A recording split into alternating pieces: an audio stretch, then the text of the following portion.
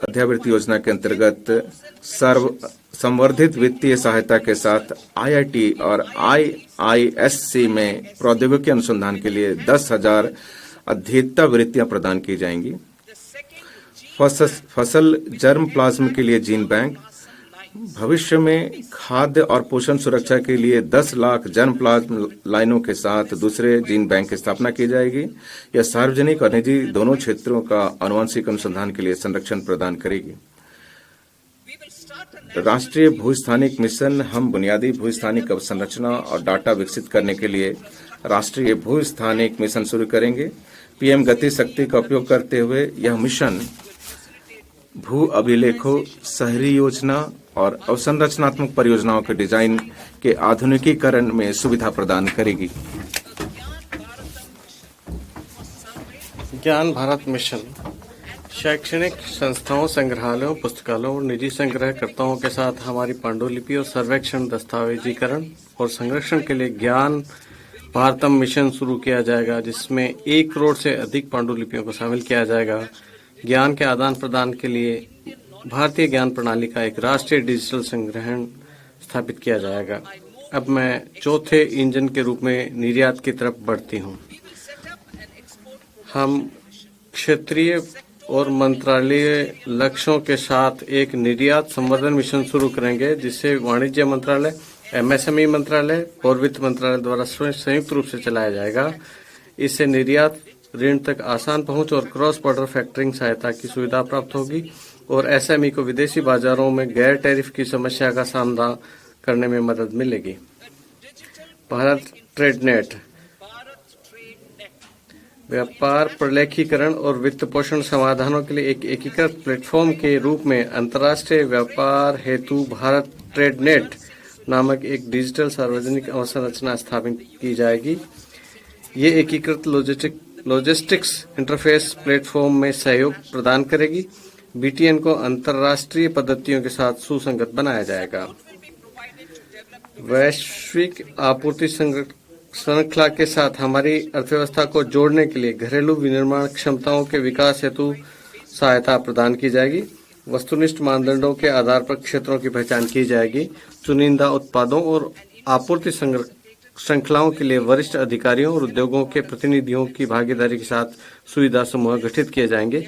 इसके माध्यम से इंडस्ट्री 4.0 के में बहुत से अवसर मौजूद हैं, जिसके लिए उच्च कौशल और प्रतिभा की आवश्यकता होगी। हमारे युवाओं के पास दोनों गुण हैं। युवाओं के लाभ के लिए इस अवसर का लाभ उठाने के लिए हमारी सरकार घरेलू इलेक्ट्रॉनिक उपकरण उद्योग को सहायता प्रदान करेगी। जीसीसी के लिए राष्ट्रीय फ्रेमवर्क, उभरते हुए टीयर 2 शहरों में वैश्विक क्षमता केंद्रों को बढ़ावा देने में राज्यों का मार्गदर्शन करने के लिए एक राष्ट्रीय फ्रेमवर्क तैयार किया जाएगा। ये प्रतिभा और अवसंरचना की उपलब्धता को बढ़ाने, भवन उपनियम सुधारों के लिए उपायों और उद्योगों के साथ सहयोग हेतु एक तंत्र का सुझाव देगा। हमारी सरकार उच्च मूल्य के शीघ्र खराब होने वाले बागवानी उत्पादों सहित एयर कार्गो हेतु अवसंरचना और भंडार गृह के उन्नयन के लिए सुविधा प्रदान करेगी। कार्गो जांच और सीमा शुल्क प्रोटोकॉल को सुव्यवस्थित और प्रयोक्ता अनुकूल बनाया जाएगा। अब मैं इंजन के रूप में सुधारों की तरफ बढ़ती हूं और विशेष सुधारों का उल्लेख करूंगी। पिछले 10 वर्षों में हमारी सरकार ने करदाताओं की सुविधाओं के लिए बहुत से सुधार किए हैं, जैसे कि अप्रत्यक्ष कर निर्धारण, दूसरा करदाता चार्टर, तीसरा त्वरित विवरणी, चौथा स्वकर निर्धारण पर लगभग 99% विवरणी, पांचवा विवाद से विश्वास से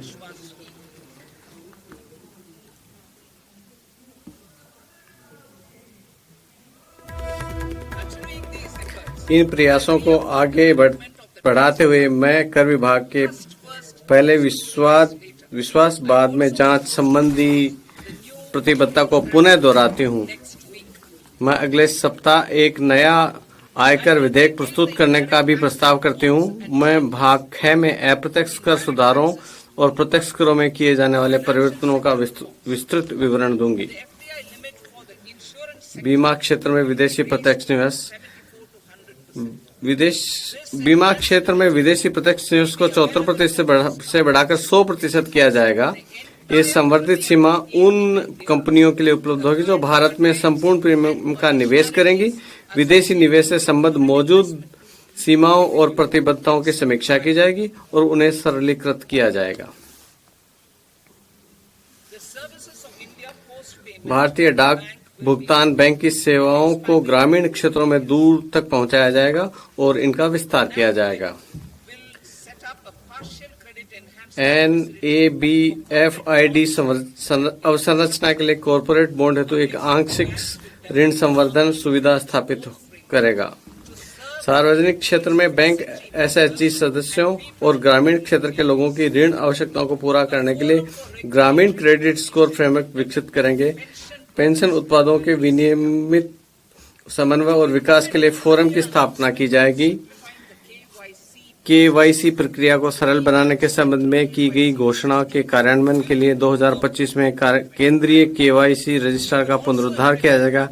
हम आवधिक अद्यतनीकरण के लिए एक सुव्यवस्थित प्रणाली लागू करेंगे। कंपनियों के विलय के लिए त्वरित अनुमोदन संबंधी आवश्यकताओं और प्रक्रियाओं को तर्कसंगत बनाया जाएगा। शीघ्र विलय के दायरे में भी विस्तार किया जाएगा और प्रक्रिया को सरल बनाया जाएगा। अंतरिम बजट में ये प्रस्तावित हमने वर्ष 2024 में 2 देशों के साथ द्विपक्षीय निवेश संधियों पर हस्ताक्षर किए। सतत विदेशी निवेश को बढ़ावा देने और फर्स्ट डेवलप इंडिया की भावना से मौजूद मॉडल BIT का पुनरुद्धार करके इसे और अधिक निवेश अनुकूल बनाया जाएगा।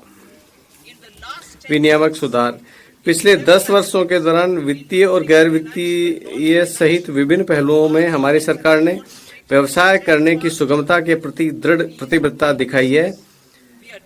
हम ये सुनिश्चित करने के लिए संकल्पित हैं कि हमारे विनियमन प्रौद्योगिकी नवाचारों और वैश्विक नीतिगत विकास के साथ सामंजस्य स्थापित करें।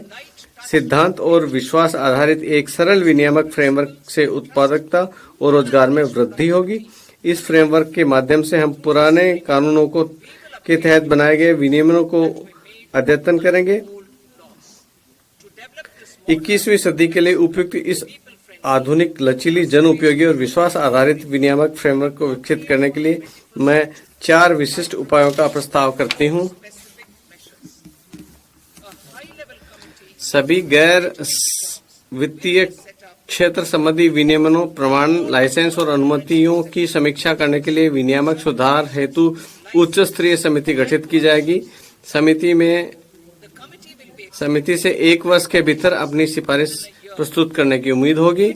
इसका उद्देश्य विश्वास आधारित आर्थिक व्यवस्था को सुदृढ़ करके परिवर्तनशील उपाय करना है, ताकि विशेषकर निरीक्षण और अनुपालन के मामले में व्यवसाय करने की सुगमता को बढ़ाया जा सके। राज्यों को भी इस प्रयास में शामिल होने के लिए प्रोत्साहित किया जाएगा। प्रतिस्पर्धी समन्वित संघवाद की भावना को आगे बढ़ाने के लिए वर्ष 2025 में राज्यों का निवेश अनुकूल